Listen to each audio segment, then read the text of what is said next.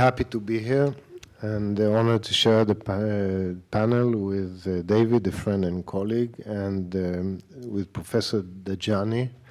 I have high regard for his work, for his movement, and for his latest activities, and I think he should be lauded for it and for his courage. We'll present, I think, different angles, different perspectives of Israeli-Palestinian relations since I've been participating in negotiations for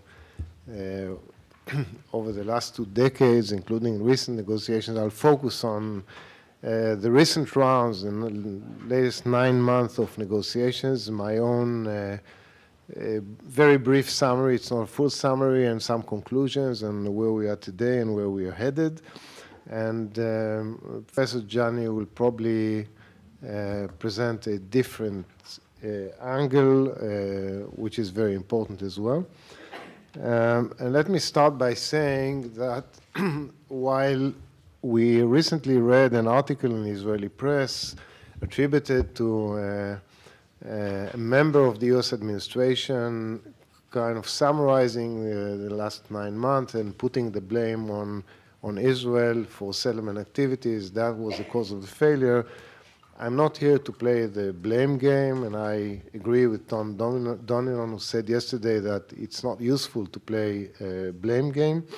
But I think we should look back at what happened, draw some conclusions, because that is important in order to choose where we're headed and what should be our direction in the coming months, maybe years. So let me first start by a very brief kind of summary of what happened. We started negotiations with an agreed upon time frame of 9 months. We started direct bilateral negotiations with the stated aim of reaching a comprehensive agreement within 9 months.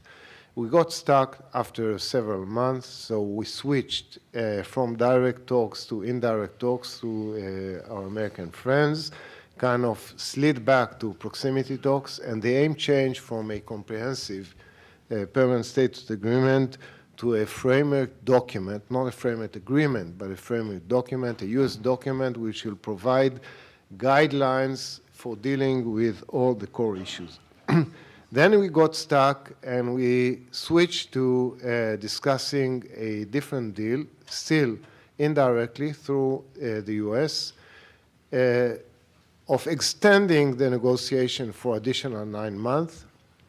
Then we got stuck when the Palestinians were seeking accession to 15 international conventions.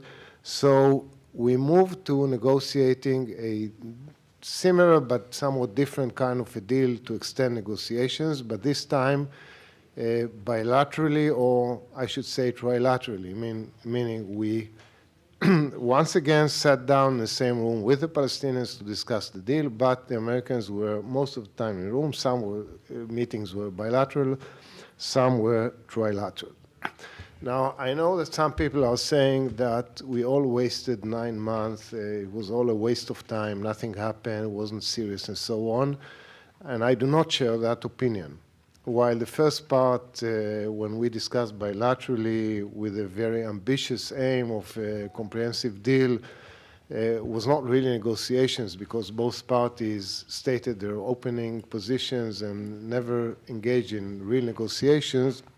But later phases were very serious phases, especially when we discussed the framework, and I think that was real serious work. I believe the most serious work done by the parties since 2000. It's not known to the public doesn't know the details, the document was never publicized, and I hope it won't be in a foreseeable future, and I'll explain later why. But I think there was a very serious work done, and I certainly, as far as Israel is concerned, I'm not of the opinion that our leadership entered in order to buy time. They were serious about it. They had their own constraints, they had their own positions on certain things, but I think they honestly played a serious role and were willing to invest in that process, both in positions and Also in taking certain limitations, for example, in agreeing to a near complete freeze of settlement activities in the next 9 months. So I'm not one of those who say, you know, just all of it was a waste of time. Now, why did we fail? And here, I'm not going to give a full summary, but some, you know, initial conclusions.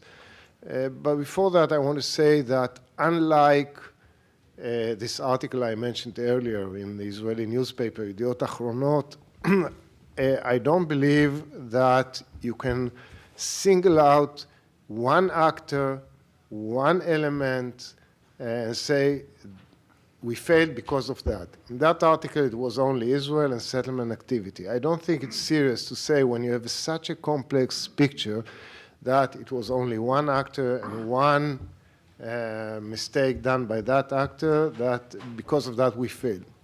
And I will tell you that it's not that I support settlement activities. I do not support that. But I think, let's say Israel would do no settlement activity during the 9 months. Do you think we would have an agreement? I doubt it, very much so. So I think it's oversimplistic to just single out one element and say, that's it, that's why we failed. I think we failed for the following reasons. First of all, there are real significant gaps between the parties on all the core issues. There's not one simple issue there. Territories, security, Jerusalem, refugees, settlements, a Jewish state, all of them are very complicated issues, and there are real deep gaps between the parties, very hard to bridge. This is number one, and we should recognize it. It's not that, you know, all you have to do is sit in the room and you'll find a solution. It's not so easy. Number two, there is total lack of confidence, faith between the leaderships. Each of the leadership thinks that the other one is not a partner to peacemaking. There is a mirror image here, and that was, I think, very damaging to the process, because if you look back history, you will find that when you have two determined leaders who share a common goal of reaching an agreement, they will find a way. That's what happened with Rabin and King Hussein, with Begin and Sadat. There are other historical references. But in this case, given the gap between the leaders and the fact that they did not meet, did not speak to each other, and was not coincidental, because on both sides we realized that if they meet, it might be a disaster. It's not that in past agreements, I was in negotiations with Jordan, with others. The way we would do it, we would meet the two negotiating teams, we would map our differences, and then we'd go with these differences to the leaders, and they would sort it out between them and tell us what to do. This is impossible to do in this case, because we all realize that if we go up to the leaders and they meet, it'll be a disaster. We cannot agree on anything. The last meeting they had in 2010 was a disaster. So we all realize that they can only meet if we have something sufficiently cooked, agreed upon, and they can just give their signature. But for them to solve an open problem between the negotiating teams was just impossible. Number three, I believe there were mistakes in the basic approach towards these negotiations.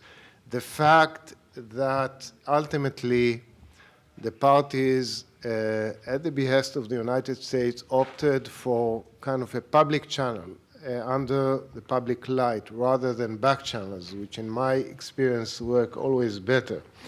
The fact that the goal set for these negotiations was that of a comprehensive deal, full deal in 9 months, which is totally unrealistic. Even the time frame, I think, why 9 months? Why limit negotiations on such complex issues which we haven't been able to resolve for 20 years to 9 months of peacemaking? And when we negotiated the extension, it was for an additional 9 months. And when Israel said, why 9 months? Why at least a year? More than that. We were told that Abu Mazen will not go for anything beyond 9 months because he wants to leave open the option to go an alternative course, which is go to international conventions, bodies, and so on. And he doesn't want negotiations to be open-ended because he wants, a specific time frame where he knows that if that fails, he has that other option. Now, another reason I think is that all parties made mistakes here. As I said, I'm not of the opinion that it was only one party or one mistake, and I think each party's mistakes exacerbated the other party's mistakes. So let me talk very briefly about some of the mistakes that I think the parties did in the course of the 9 months. On the Israeli side, I would say that my view is, and again, I was just to clarify my position, I was part of the Israeli negotiating team in the last 5 months, I think, as a volunteer. I'm not a government employee. I'm not a government spokesman. I was asked to join because of my experience, and I did so.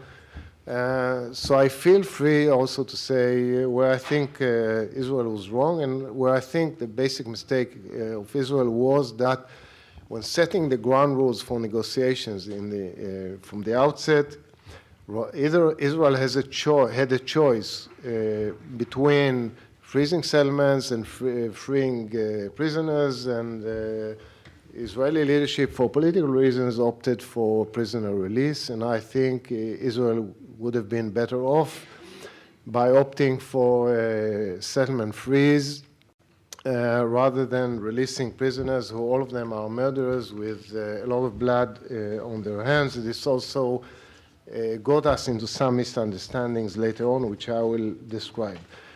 That said, I do believe, and this is my own personal experience, that Israel was serious in the negotiations.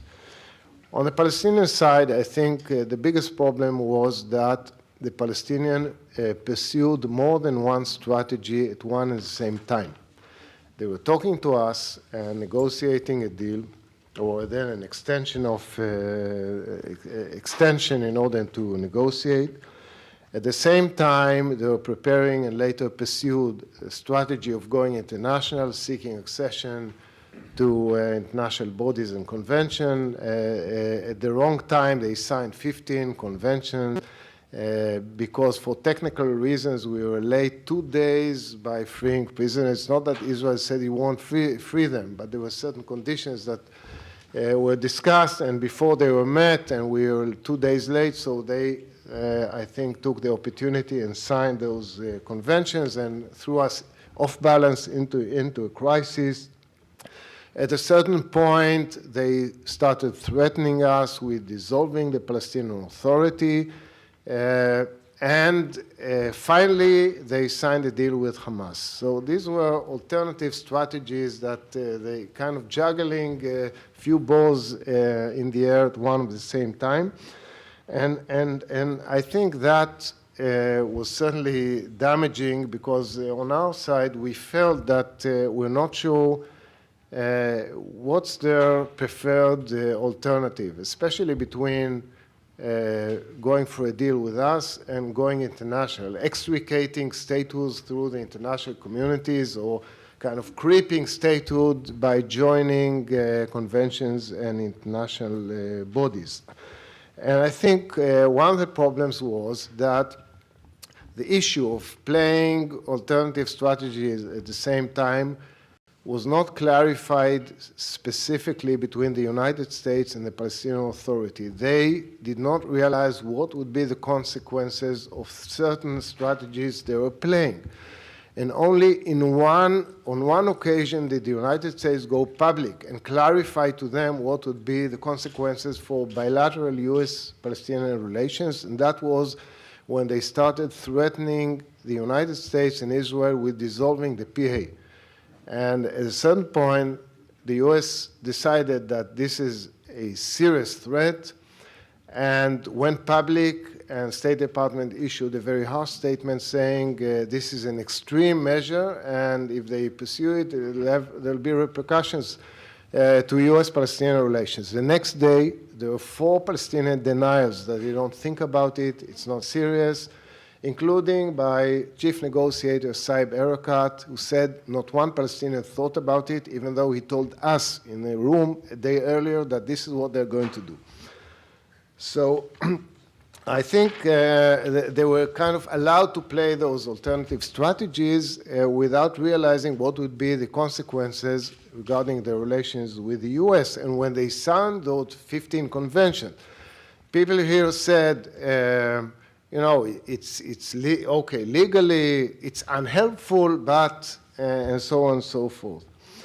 Now, I think particularly damaging was the latest measure of signing a deal with Hamas, and I still wonder to this day about the decision-making process on the Palestinian side. Look at the timing. This was 5 days ahead of the deadline of April 29, the end of the 9 months. It was 1 day after the best meeting we've had with the Palestinians for many months, where we came up with new ideas on all of us, Israelis, Palestinians, and Americans who were in the room felt that we are on the verge of a breakthrough. We might have a deal. And the Palestinians specifically asked us for another meeting the next day to try and secure the deal. And the next day we were all surprised, Israel and the US, by them signing a deal with Hamas. And to this day I wonder about, you know, choosing this particular timing. So, you know, pursuing these alternative strategies at one and the same time, I think, was certainly a problem. And finally, I want to say a word about the U.S. role in this, because the U.S. played a major role. I want to start by lauding the role played by Secretary Kerry, by his commitment, devotion, many visits, the role he played. I'm not one of those who thinks that Kerry is anti-Israel. I don't think he is. That's not the case. But that said, I think the U.S. also contributed its own share of mistakes to what happened. At a certain point, I think the U.S. kind of overplayed its role by trying to shoulder what the parties should have done between them. But there were also other things. Let me give you just one example. When we started the 9-month period, we agreed that Israel, throughout the 9 months, will release pre-Oslo prisoners in 4 tranches. This was secured through separate understandings between the US and Israel and the US and the PA, kind of back-to-back understandings. There were not bilateral understandings between us and the Palestinians. However, it turned out that the 2 deals we had were incompatible with each other. They had one deal and we had another deal.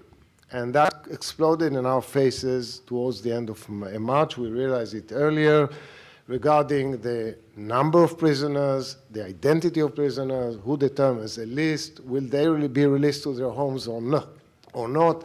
And this created a huge problem for us.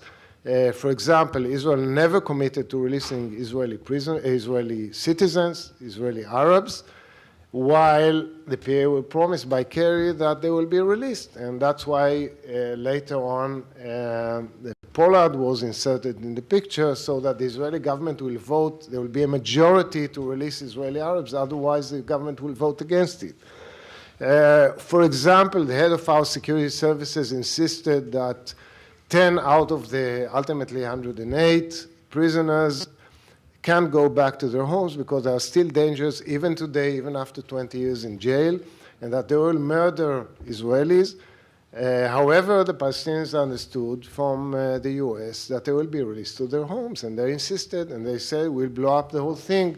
And one of them said to us, you know what, keep them in jail, we don't want a deal if you are going to deport them. So this created a lot of problems for us. I think that, again, there are many mistakes done by all parties, and I think it's oversimplistic to take such a complex picture and say, you know, there's only one reason why we failed. Now, where we are today is that there is a Hamas-Fatah deal to establish to form a new government until the end of May, and then go for elections within 6 months. And this certainly complicates everybody's life. And I think that the current situation could develop in various directions. One direction is that the deal between Fatah and Hamas will not be realized, materialized. There were numerous deals signed in the past. None of them were implemented. There are huge gaps between them. Maybe that will be the case as well. And in that case, maybe we'll find a way to get back to the table one way or another, to negotiate, I don't know. That's the more optimistic scenario. On the other hand, on a kind of a more pessimistic end of the scale, I think that what might happen is that one of the parties will do something that will just escalate the situation. For example, the Palestinians will say, since the 9-month elapsed, we are free to go internationally. They already have ready for signing 48 letters to 48, seeking accession to 48 UN bodies and conventions, following on the 15 that they've signed. And they will just send those letters, perhaps not the full 48, but gradually. And that will escalate the situation. Or Israel will do something that will kind of trigger a response by them saying, okay, Israel did, I don't know, settlement construction, we are going internationally or doing something else. In that case, I think the door to negotiations might be closed. Today, they are suspended. Nobody formally announced that there are no negotiations and we're not going to negotiate. We're just in a wait-and-see mode to see where things are. But then, in that case, the door will be closed. Israel will respond to what they do. We'll just enter into a negative cycle here. And I think it will have a lot of repercussions, including negative impact on the security situation on the ground. Today, there still is good security coordination on the ground between the parties, but that is not immune to the political atmosphere. If the political atmosphere erodes, it will also have an impact on security coordination. And beyond that, I think Israel will face a lot of anti-Israel initiatives internationally, BDS, and so on and so forth. The whole story. There's also a scenario in between where they form a government of technocrats, and then I think we'll all debate the quartet's conditions, namely that if Hamas is part of the government, as you know, the quartet in 2006, when they won the elections, stipulated 3 conditions for their acceptance, which is recognizing Israel's right to exist, renouncing violence, and accepting past agreements with Israel. And the debate will be whether the new government has to accept those conditions, or Hamas, being party to an agreement with Fatah, which spawned this government. Hamas has to accept them, and I'm not sure that this will lead us, very far. We'll have to see how things develop. Let me very briefly now give some conclusions from everything I just said, and I just touch on the tip of the iceberg because there's much more to discuss here.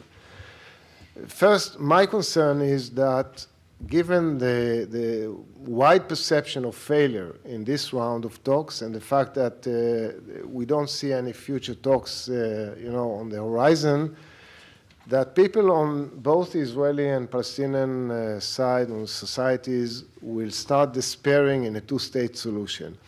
It is not the first time that we try and fail. We tried in 2000 Camp David, in 2008 with Olmert, Abu Mazen. 2010 it was a very brief trial, and now for the fourth time, and more people will despair and say this is impossible and seek alternative courses of action. And particularly, I think on the Palestinian side, if that happens, you'll see more and more people supporting a one-state reality. I don't call it a one-state solution because it's not a solution, but a one-state reality. Already today you hear in the public discourse more and more people talking about it. I think the immediate task is to avert escalation, to make sure that none of the parties take measures that kind of push us into escalation and into beyond the point of no return. I think it is highly important that Abu Mazen, making his decisions about what to do with Hamas, forming a new government, elections, and so on, that the U.S. clarifies to him what would be the consequences of certain actions he takes if he forms a government without accepting what its conditions. If he accepts Hamas as part of the PLO without Hamas accepting the signed agreements between PLO and Israel and recognizing Israel, or things like that, he should be aware before he takes those decisions what will be the consequences. I don't think it's clear to him. I don't think he thinks that there are serious consequences as far as the U.S. is concerned.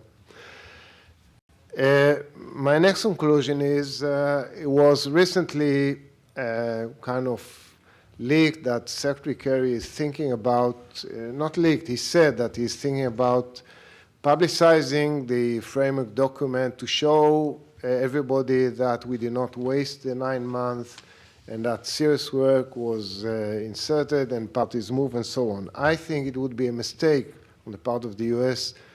to publicize this document because once it is publicized, it will be killed immediately by both parties. Not only will get 2 no's from each of from both parties, it will be very hard to revisit the important ideas and positions that are in this paper for a long time. Because each of the parties will say, you know, we disown this document, we reject it, and so on, even though they invested a lot of work in it. So I would keep it, I would not throw away what has been done, and look for the right moment to revisit the ideas that are there, perhaps through a back channel, I don't know, but I think it would be a grave mistake to come up with it. Next conclusion, I just very briefly want to say, I think all work on bottom-up, I was talking about top-down negotiations, the political dimension, but bottom-up, investing in Palestinian institution building, capacity building, and so on, work that was done by former Prime Minister Fayyad was neglected and is in disarray today, and there should be much, much more focus by all parties, including the U.S., including Israel, and certainly Palestinians, in reinvigorating this process. And one final conclusion, I say it in my own private capacity as an Israeli citizen, I as an Israeli, if I see that there are no prospects for negotiation with the Palestinians, I would recommend my government to start unilaterally shaping a 2-state reality while leaving the door open to future negotiations. There are many dimensions to this. Just for one example, I would recommend that we freeze settlement activities beyond the blocks. What we are saying ourselves that might be a Palestinian state in the future. Ehud Barak spoke about it. I think there are many, many variations to this theme. You hear more and more public voices in Israel speaking about it today, but it's not part of the political discourse. There's no party that really adopted this position, but if I may make a prediction here, I do think that the time will come that this will be very dominant in the political discourse in Israel. Thank you. Thank you. Thank you, Mike. That really was fascinating. And your penultimate comment about the importance of bottom-up reinvigorating, the bottom-up, the people-to-people, the institution building, the economic basis for peace, and the rhetorical basis for peace is, I think, a perfect segue to Professor Dajani. The floor is yours. Thank you. Thank you very much. Actually, at the risk of sounding as if I want to defend the position of the PA, which I'm in the opposition, I would like to just to complement the picture in the sense of showing the other narrative and the how do each of us see the other, and how lack of trust between both parties is building in a way that eventually leads to is leading to disaster. When we are talking about, let me start by the idea of the top-down and bottom-up idea.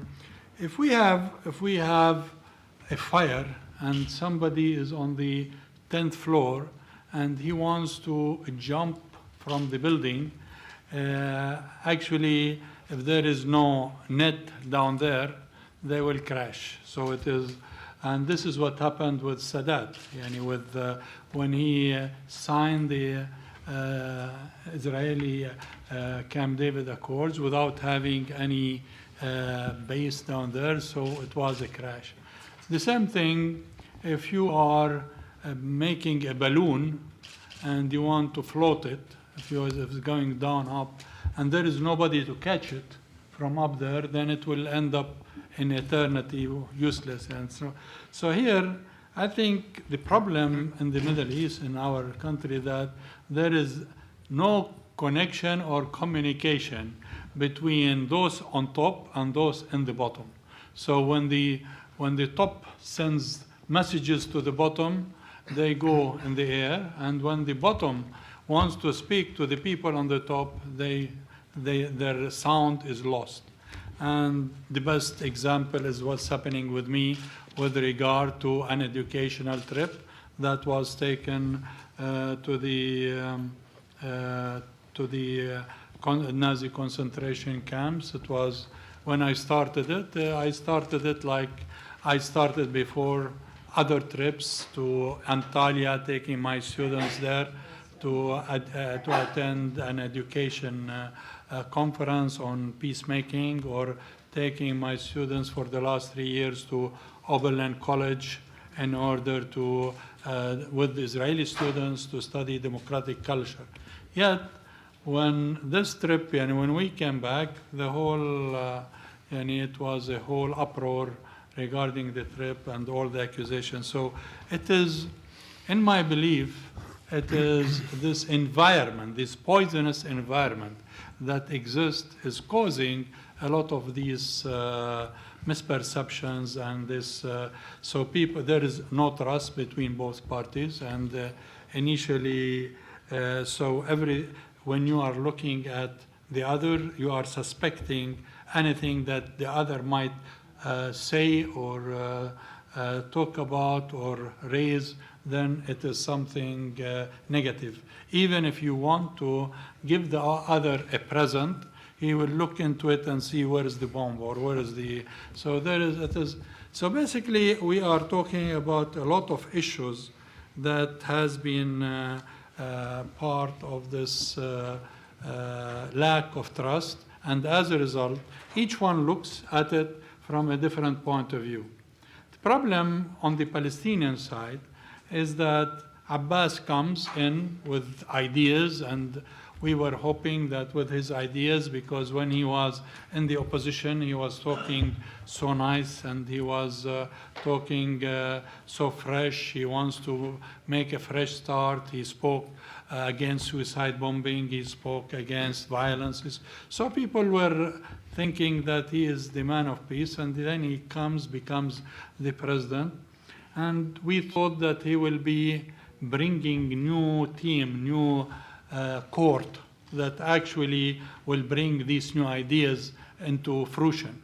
And suddenly he is using the old court of Arafat and the old people and the old mentality. So he surrounded himself with the old guard, the old clique, and so nothing, these ideas just went down, and we are still in the same process. So this is where, in these negotiations that took place, people from the beginning were very suspect, and to them that these negotiations will not lead anywhere.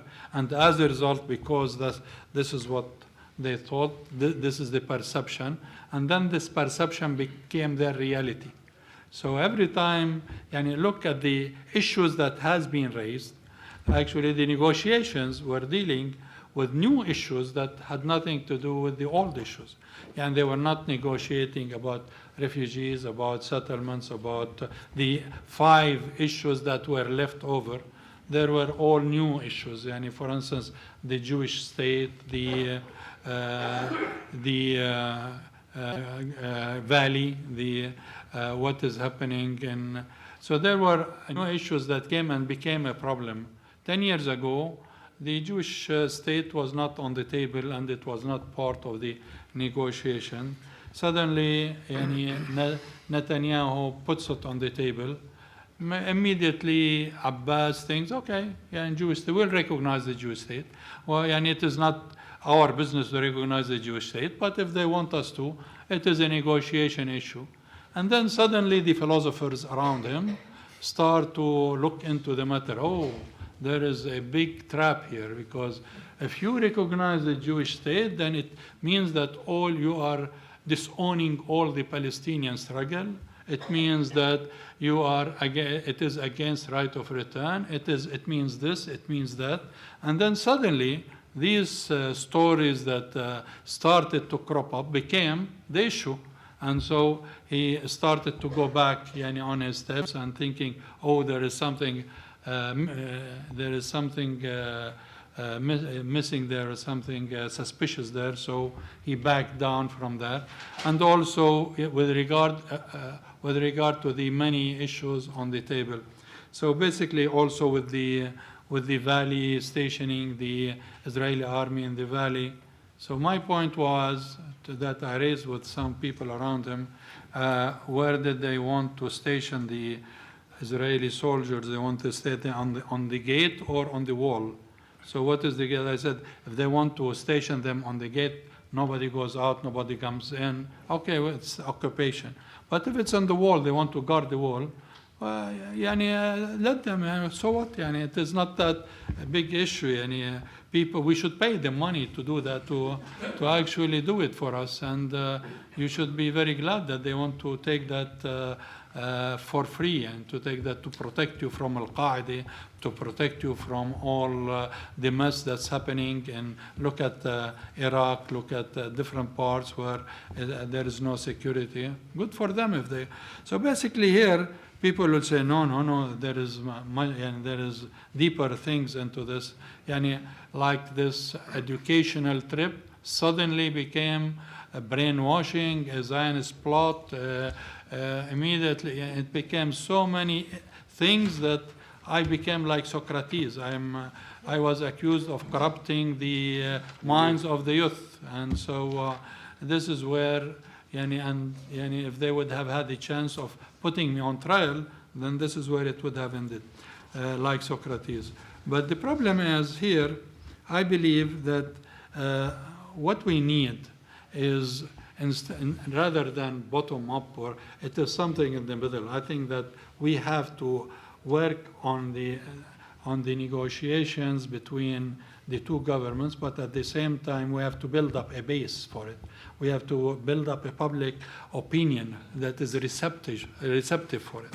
And in this way, when we meet in the middle, and when we try to, because both leaders should understand and should let their people understand that there will be a price for peace. And this price, actually, both of them has to pay it, whether in the recognition of the Jewish state, or in the recognition of the other, or recognition of the rights of the other. And we cannot keep saying that the Jews have no rights in Palestine, and at the same time, these Jews cannot keep saying that we do not have any rights in Palestine. We have to recognize, acknowledge the rights of each other, and this way we can move to the middle.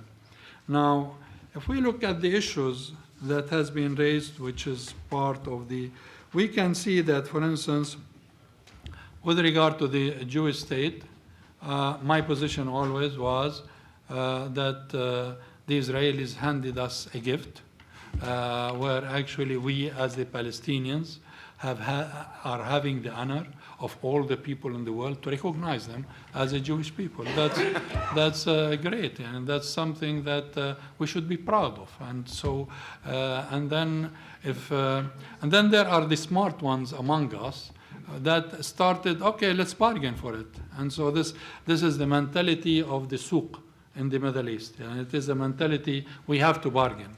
If I take my students, if I want to teach my students about the Holocaust, no. They have to teach about the Nakba, and if they teach about the Nakba, then we teach about the Holocaust. So it's a bargain. And this is the mentality of the souk. It is part of our culture.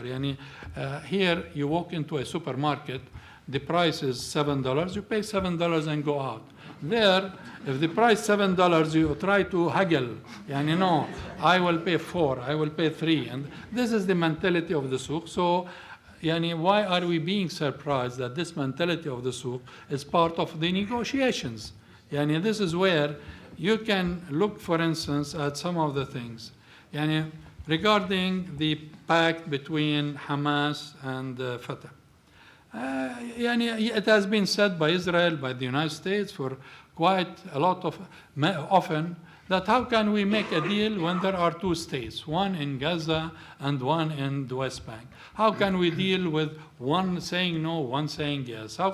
So, okay, now we make a reconciliation and, okay, talk to the people who say yes, forget about the people who say no, and maybe let the people who say yes talk to the people who say no. And so, and this way, try to work it out. And let us be realistic.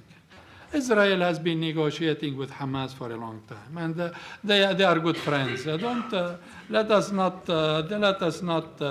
be the fact that, look at the newspapers. We read in the newspaper such and such a leader of Hamas is talking to such and such a leader in Israel, and they are talking about. So there is negotiation. Let Fatah deal with Hamas.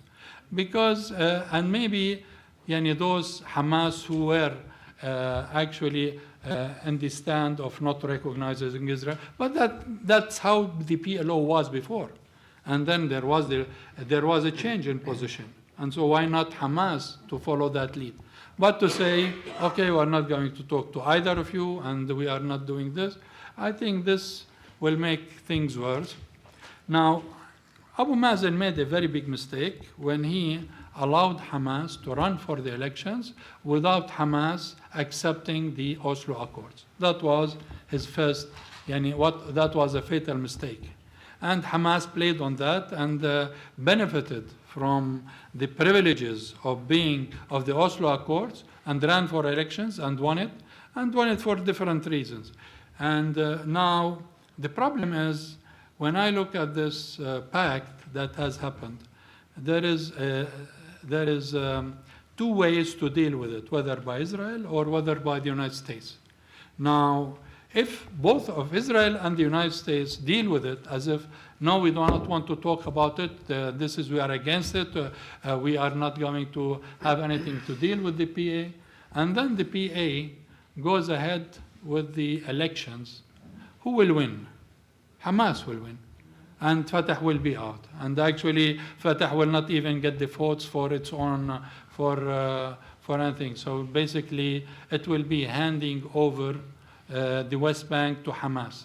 And some people will say, okay, let them both deal with each other and let them put horns and fight. And so they deserve each other. They don't want peace, both of them. So let them deal with it. So basically here, I believe that on the other side, we should not just, we have to deal with this issue in a way not to give Hamas the West Bank and not to give Hamas to become more popular, because when there is failure in the negotiations, then radicals actually become more powerful.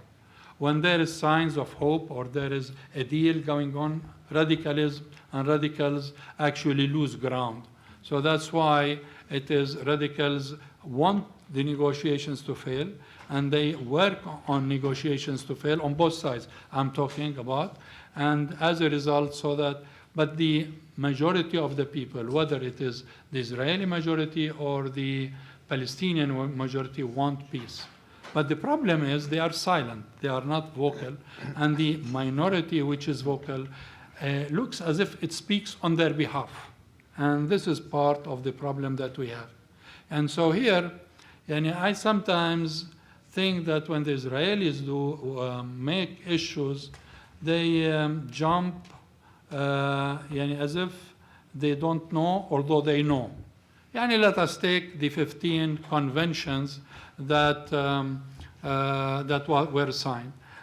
Abbas wants to booster his image within the Palestinian because Fatah is at a very low, and he wants to boost. So he makes a gesture of signing conventions. Okay, Israel does not want them to sign the convention. They don't want one convention, which is the one dealing with trials and with the ICC.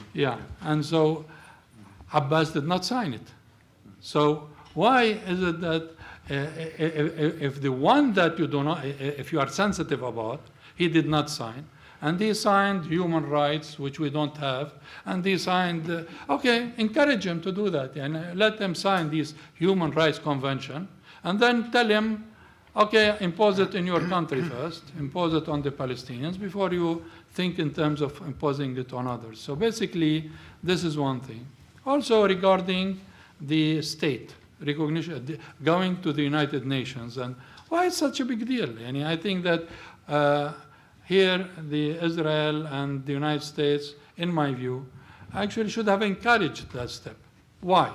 Because here you have, for instance, you are negotiating with the PA, and the PA sometimes becomes the PLO, which is a dinosaur. It doesn't exist anymore. It was there before, and when the PA came, it exists when they want it to exist, and they bring it in when they want, but it doesn't have any institutional base. And so basically, why do you want to negotiate with the PLO or with the Palestinian Authority when you know that the PLO does not exist anymore and the PA is a transitional entity? Why not let them do the Palestinian state, negotiate with the state, and in this way you have permanency and you have sustainability for whatever negotiations you reach. And this way you do it with the state of Palestine, and in this way any agreement signed with the state of Palestine will be recognized. While actually if you are now dealing with the PLO or with the PA, and then these will have to be dismantled by having the Palestinian state recognized, then people might say, okay, you signed with the PA, where is the PA now? We did not sign. So basically, I believe that there are many issues that can be resolved if there will be goodwill on both sides in order to reach peace and in order to sign an agreement. I'm not blaming Israel, I'm not blaming Palestine, I'm blaming more the poisonous environment that exists. I'm blaming the people who are bystanders and who are not taking active role in saying, in actually becoming part of this process. And here the governments are trying to use the people, they incite the people to say no, in order for them not to say no, in order for the status quo to continue.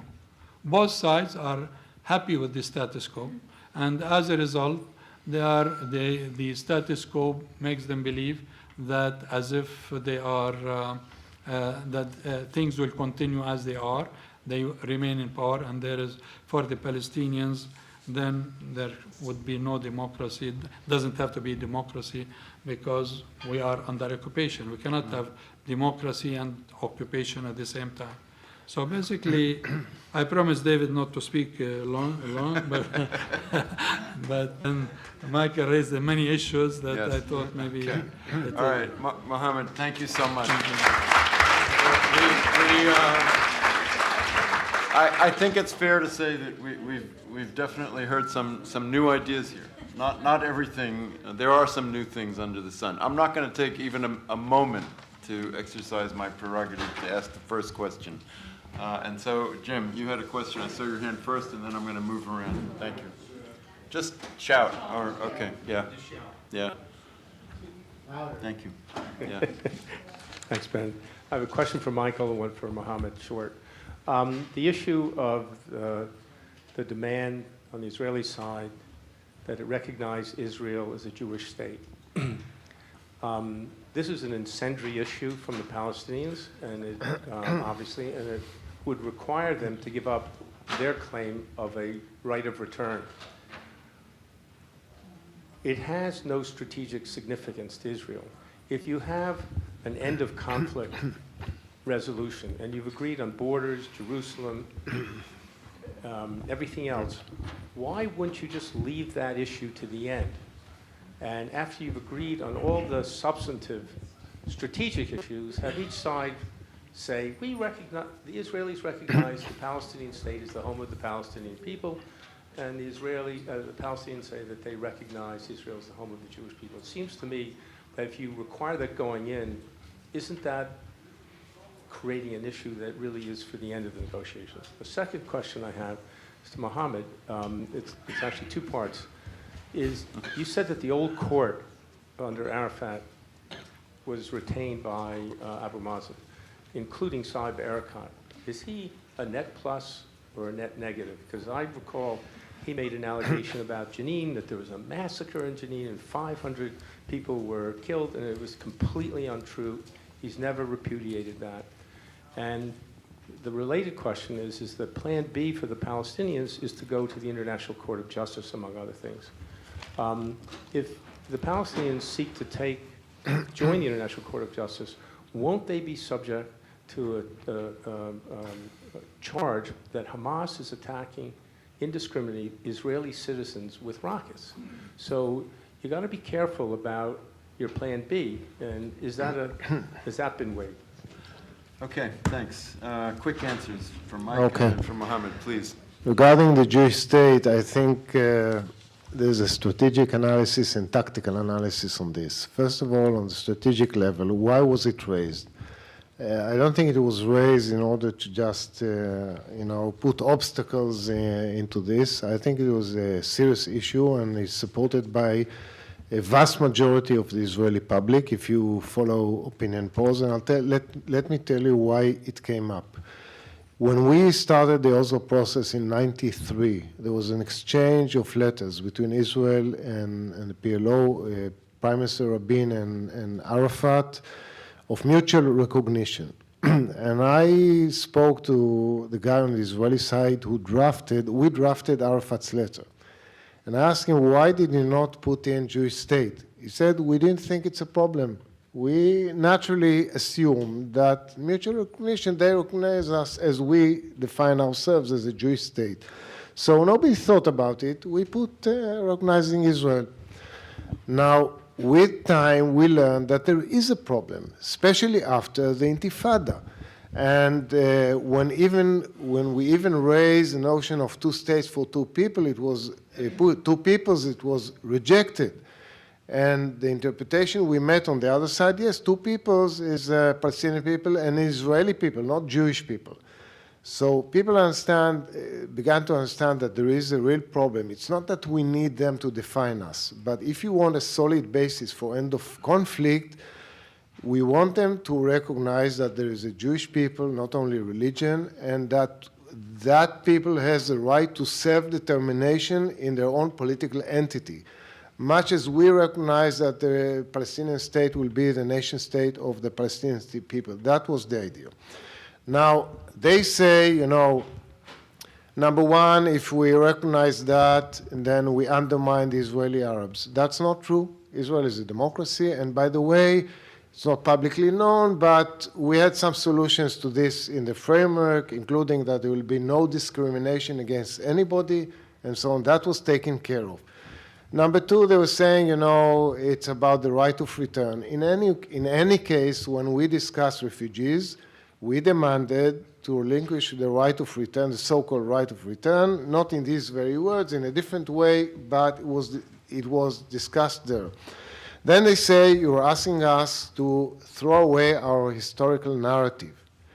And we said, no, you have your historical narrative, we have our historical narrative. Notwithstanding those narratives, we want to make sure that the new reality of peace overrides the historic narrative, not that you will continue to educate your kids that we don't have the right to be here, and that will override the peace agreement we're going to sign, because if that's the case, then we won't have a stable peace. That was the idea. Now, and I think that that issue hasn't been resolved. I agree. By the way, they also say, why didn't you demand it of Jordan and Egypt? And my answer to this is that, unlike Jordan and Egypt, here we have two national movements with historical narrative pertaining to the same piece of land. That was not the case with Egypt and Jordan. It's very different, very different.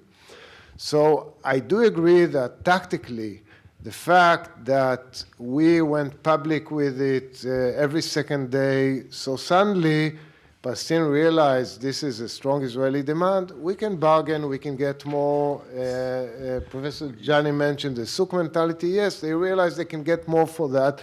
At a certain point, they climbed a tree and said, we will never accept it, and that's it, and so on. It became an issue. But I just want to understand why it was raised, and it was genuine. It's not just an invention in order to, undermine negotiations. Okay, Mohammed, do you want to respond about? Yeah, actually I agree, but the problem is, these explanations were given to the negotiators, and the negotiators never passed on these to the public. And so the public perception is still, this means this, this means that. And I can see it with this trip to to Auschwitz. And when I was just now on Jazeera, and there was a doctor from Bethlehem University. He was saying that this trip means Zionism is equates Zionism with nationalism, the Jewish people. I say, what does all this Jewish people, Zionism has to do with the trip to Auschwitz? And it's why are you connecting all these issues with an educational trip to Auschwitz and or a trip to learn about a historic event? Why are you talking about all? So basically, I think this is the same problem that is happening. And then they get the information, the explanation, but they never pass it to the people. And people, they keep feeding them, keep feeding the people with the old perception, and everybody will. So basically, this is part of the problem. Like, for instance, you mentioned Jenin. Actually, I did with Gadi Wolfstead 10 years ago or 8 years ago. We did a study on the media, in which actually I studied the Palestinian press, and when the Jenin when the Jenin invasion by the Israeli army was taking place, and the press said hundreds of people are in the streets, and then there were figures rose from 300 to 500 to eventually to 3,000, and then after the Jenin, there was a small item in one of the newspapers that said that the Palestinians killed during the Jenin were 29 people. So nobody saw the 29 people, but everybody was seeing hundreds of people or 3,000. So when I pointed out that there was this number, that it is 29 people and not 3,000 people, they were very upset with me. The Palestinians, and I was being accused of being a traitor again. So basically, I think this is part of the psychology that's happening there. We live in a theater of the absurd, and we have to understand that part of it. When they see, for instance, all these settlements and all, they feel that they are talking about peace in one hand, and they want to throw us out on the other hand. So, if you part of the problem is to understand the psychology of the other. And this is what I wanted to do with this trip to Auschwitz, to help Palestinians understand also part of it, the psychology of the other. And so basically, but they do not want to. And that's why I feel it is so important for us to build bridges of communication and understanding. And these discussions to take place not in closed rooms, but actually for the public to know, because so that we can build a base for peace, or else we cannot do that. Yes, sir, yes. I saw your hand before. Thank you. I've followed from a distance the careers of both of you for decades. I started myself going to Israel very close to 60 years ago. I've been involved in all this stuff. And I sit here and I see that the two of you, with the best of faith and intentions and everything else, sit here and argue and make points, and we all laugh at the absurdity of it and everything else. But I'm beginning to feel like a Jew at the end of Yom Kippur, and the gates of judgment are closing, and there's a sense of urgency. Everybody knows, or everybody with a modicum of good faith knows, what a peace treaty would have to look like, with a little bit here and there. The Clinton parameters, however they've changed, and everything else. Just suppose that the United States and its allies, and Russia and China and its allies, hired Dennis, hired a good lawyer like me to write out this peace treaty, and said to both sides, you have 3 weeks or 3 months or 9 months or whatever to negotiate whatever changes you want to make in this treaty. And if not, we, the rest of the world, will simply impose it upon you. By imposing it, I mean, if the Israelis are unwilling to accept it, we will withdraw whatever aid they need from us. If the Palestinians are unwilling to, there are other things that can be done. And just simply had it. And over time, perhaps with two states living together, nobody happy, but somehow or other living together, peace came. Professor Dajani, you said how the big mistake Sadat made was imposing peace on the Egyptian people when they didn't want it. I would submit to you, and I know you would agree, that it's better he imposed a peace and the peace treaty was signed however many years ago than had there not been a peace treaty. And that peace treaty has survived Morsi, it has survived this, that, and the other thing. And the same thing can be said for the Jordanian one. The Jordanians didn't support King Hussein when he signed the treaty, but it worked out just fine over time. Okay. Does it make sense what No, I'm saying? I meant it to be a people's treaty, people's peace, because, yeah, for instance, Moshe Sassoon talks in his book 7 Years in the Land of the Egyptians about how isolated this peace was from the people. So I thought what I meant is not that the people did not want it, but prepare the people for it in order to accept it. And actually, once you did it, you work with the people to accept it. So basically, that was the point I wanted to make. No, But I agree with you. that's my second I point. think you should. Had he been waiting to educate the people, he might well still be alive, but there would be no treaty and no education. Just Let me say something Oh. for just a moment. I think part of my answer, if I may, to your interesting question is that there are some leaders, but they're very rare, who are willing to impose things on their own people at that scale, even at the risk of being assassinated. Most leaders actually are also followers of their own people's public opinion and the atmosphere on their own streets and their own concerns about how their people would react if they make historic compromises. And I think that is the situation that we have not only in Israel and in Palestine, but also right here in the United States. And now, Mike, yeah. just one sentence. I never believed in imposed solution. I don't believe in imposed solution for two main reasons. The first is that if the parties don't want it, it won't hold, no matter how much the international community invests in it. Number two, I don't believe that the international community can effectively unite to impose a solution. Just look at the actors now, with the Russians supporting Hamas, with others and so on. I just don't see them really effectively uniting in order to impose one agreed solution between them. So I think we should look elsewhere. I'm going to move to this side. Josh, yes. Yep, it's coming. No, up here, Harry. Yeah. Thank you. Between what's been said by the two speakers plus what can be inferred, one might conclude each side is thinking about what's in it for us, what's our gain, and what's the other guy's gain. That's just the basis for my question about to come.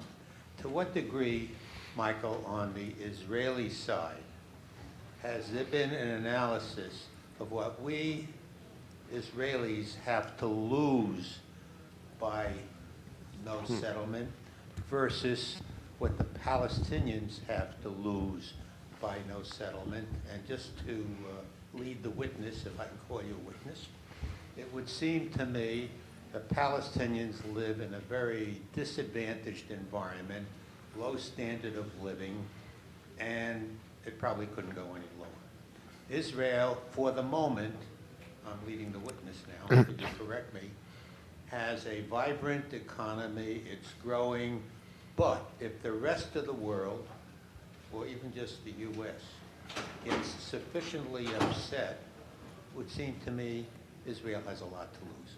Forget that I biased the question, but to what degree do the Israeli leaders in all of this stuff, which I already asked you, look at what do we lose if there's no agreement, what do they lose, and if they don't lose much and we lose a lot, what does that mean? I think in Israeli public discourse, there's much more discussion today of what Israel stands to lose if there's no agreement than used to be, including the Prime Minister speaking over the last year and a half about the dangers of a binational state, including a lot of public discussion and debates about BDS, isolation, and so on. Some warn against it, some say it's not such a big deal, but there is a public discussion about it. What I think is still lacking in the public discourse in Israel is a certain sense of urgency that people like me feel. But I've been investing in this for many years. But there should be more sense of urgency on both sides, that, you know, at a certain point, if we don't move forward, the window might close. I don't know when. Some people say 2 years. I don't know. I don't think it's serious to set an exact time frame. It's impossible. But at a certain point, it might. It might be too late. And I think there should be a bigger sense of urgency on both sides, in both societies, and certainly in our society. Let me just, I think that there is a lot of urgency more to the Israelis than it is in the benefit of the Israelis much more.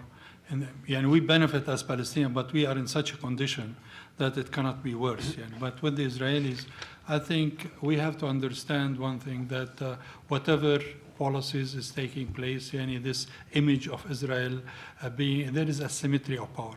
And people know that if Israel wants peace, it will have peace. And that it is people, I'm talking about people in France, in Europe, in different parts of the world who are looking at the situation, and they see this asymmetry of power. And this is actually the idea, the perception that it is Israel who can give peace but does not want to give peace, is making anti-Semitism rise in different parts of the world. And people say that anti-Semitism is rising because it is a camouflage for criticizing Israel is a camouflage for anti-Semitism. I don't agree with that. I think that the policies that people look at the situation and they see such a symmetry of power between Israel and the Palestinians, and that whenever this failure, whenever there is no peace, then people will think the problem is Israel and not Palestine. This is leading to anti-Semitism, a growth of anti-Semitism. That's why I believe we lose as Palestinian, and you and the other is losing. And this is why we should think in terms of win-win situation. There should not be a case where win-lose situation. And so we should think of a case where it is a win-win situation. Look even at the issue of prisoners. I disagree that actually those prisoners constitute a threat to the security of Israel for one reason. I have been working in peace for a very long time, and I have seen that the ex-prisoners are more committed to peacemaking than people who have never been in prison. And I've seen that they have been working in whenever there is now. I will tell you now. When we started to say we would like to go to Auschwitz, many of the ex-prisoners wanted to go. And even if you look at the peace NGOs, you'll tend to find many of them have ex-prisoners among them. So basically, and also, Israel could show good gesture of releasing prisoners, and at any time they actually go and imprison them again. And so it's not a big deal. They are not going anywhere. And so that's why I think that it is a goodwill gesture that will help people believe that Israel wants peace, or Israel wants to negotiate peace, or they are not buying time in order to establish a de facto on the ground by building all those illegal settlements, and then start to say it is a de facto, you have to accept this de facto. Thank you to both of our great panelists for some really interesting insights.